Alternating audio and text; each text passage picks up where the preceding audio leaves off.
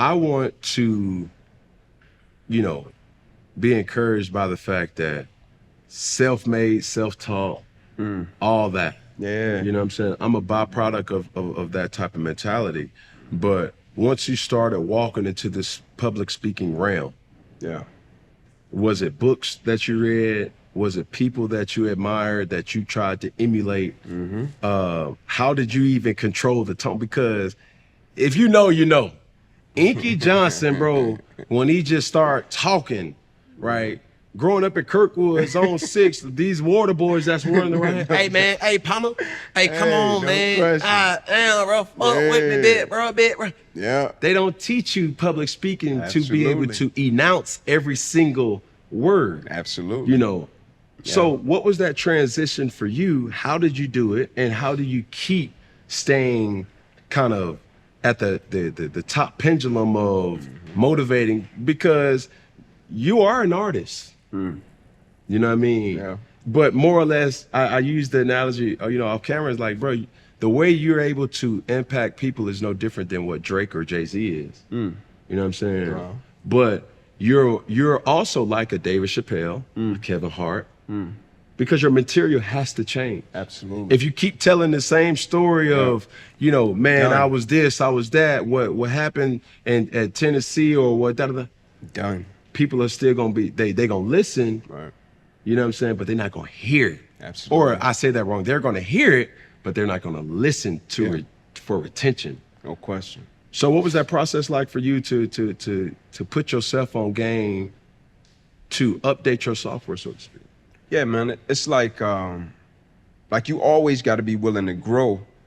And like I heard Kobe say something once about editing your life, like ruthlessly, right? And so when I first made the decision to speak, Cam, I still remember my first gig, right? When I was like, all right, I'm gonna do it.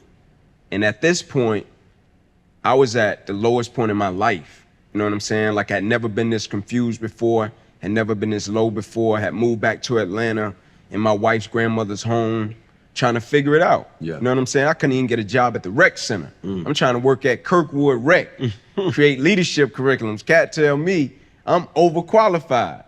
Like this how much I was getting redirected. I'm like, rec center? Like, The rec? overqualified? It's a rec center. You know what I'm saying? And so a cat invited me to speak in Mississippi. And I went, and at the time I didn't have a contract, I ain't had nothing, no writer, no nothing. I went, I pull up, backwoods, get there late, and I'm on a bunch of property. And I'm in a spot to where it looked like, I don't know, right? I started hitting my cousins. I'm texting them like, hey, bro, if y'all don't hear from me in a few hours, Man, I'm like, here. it's where I'm at. Drop you the know what I'm pin. saying? Like, this is where I'm at. And I go back, man, and it's strobe lights, it's a bunch of kids. I meet this gentleman, he just doing something for the community. Nice as all get out, I speak, feels great, right? My spirit connects with it. My man gives me a little care package. I get back to my wife's grandmother's home, wee hours of the morning, wife waited up on me. She said, how did it go, Ink? I said, man, it went great. She was like, what you get? Like, what they give you? Like, me and my wife been rocking since 5th grade, bro, like, forever. I was like, they gave me this cool coffee mug. My wife was like, you sure that's what you supposed to be doing? Like, they ain't give you no check? Like, nothing. I was like, nah. I was like, but it felt right. I was like, it felt like this what I'm supposed to be doing. And she was like, okay, go for it. Let's do it. And so every gig I would get was in the Southeast. Bama, South Carolina, Tennessee, you know what I'm saying, Mississippi. All of them was in the Southeast. So what I would do, Cam, I'm a competitor, right? I want to be at the top of my game. When I play ball, I want to know everything. I watch a receiver, I want to know your stem, right? When you run the post, you run the slant, when you run the deep out, right? I want to know how you connect with your QB. I'm watching everything. Tendencies, everything. So when I started speaking, I ain't trying to be famous, I'm trying to be effective, right? I want to impact. How can I be effective? I want to be able to go in any room and learn how to communicate and speak. I want variety, right? I want to learn how to switch it up. And so when I'm riding around the Southeast, I'm seeing billboards. If I see an apple, I'm like, Ink, give me 5 minutes on the apple, right? If I see a tennis shoe on a billboard, Ink, give me 5 minutes on that shoe, right? If I see a lawyer, give me 5 minutes on that lawyer. I see a ball player, Ink, give me 5 minutes on that ball player. And that's how I trained myself, right? And so when I would walk into a room, at first cats thought I was just going to accept sports gigs, played sports, sports speaker. That's what they wanted to label me as. I'm in, old folks' homes. I'm at a birthday party. I'm at a sporting event. I'm at a corporate event. And cats like, why you not just doing sports? I'm like, because if I'm just doing sports, it's not helping me grow and develop. When I walk into an old folks' home and the crowd is 60 and up, that content has to be different. I spoke to a blind group once in Nashville. The connection has to be different. I go into a sports team, it's different. Go to corporate, it's different. Everybody has different needs, right? Everybody is gonna challenge me in a different way in terms of my articulation and my connection. When I talk to Aflac, they got different points they want me to hit than the University of Tennessee. When I talk to Bama, they got different points they want me to connect on than when I go to the University of Florida. And so everybody has different points that they want me to touch on, and I can't do that if I haven't practiced and prepared from a communicator and an orator standpoint. And so driving around the Southeast helped me being quick-witted in terms of when I show up, and if a person like a Saban or a person like Tennessee's coach say, hey, Ink, last minute, man, this just happened, can you touch on it? Right? Or I go to Penn State, James Frank, hey, Ink, this just happened today, can you touch on it? Right? And I incorporate that within my presentation on the spot, and then afterwards they're like, bro, how you do that? Wow. I just told you that. Yeah.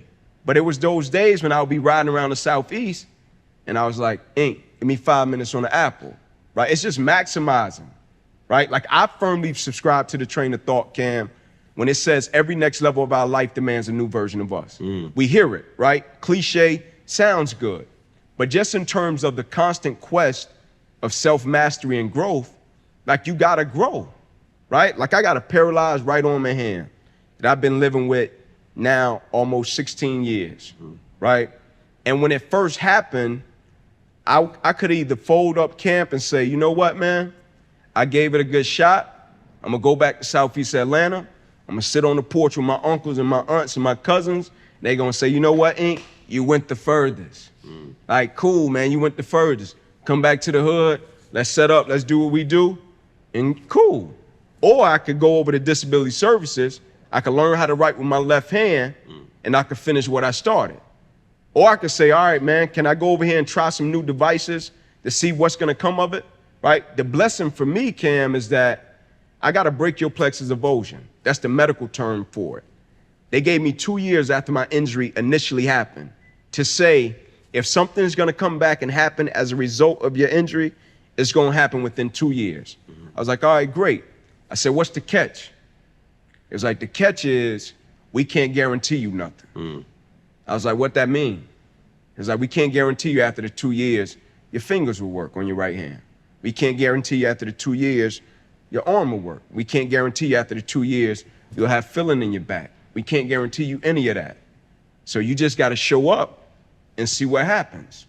And so through showing up to see what happens, I can show up, be miserable, complain, or I can show up and figure out ways to grow and extract the good from a situation that's unfortunate, considered by many, or I can show up and condition my mind to train it and look at it and say, you know what, man, this is an incredible blessing. It gives me time with my father. This is an incredible blessing, man. It gives me time with my mother. This is an incredible blessing, man. It helps me look back and evaluate things about myself to where I could grow in different areas and aspects. Right. And so it's just conditioning my mind constantly and consistently for ways of growth. Yeah. Yeah. I love it.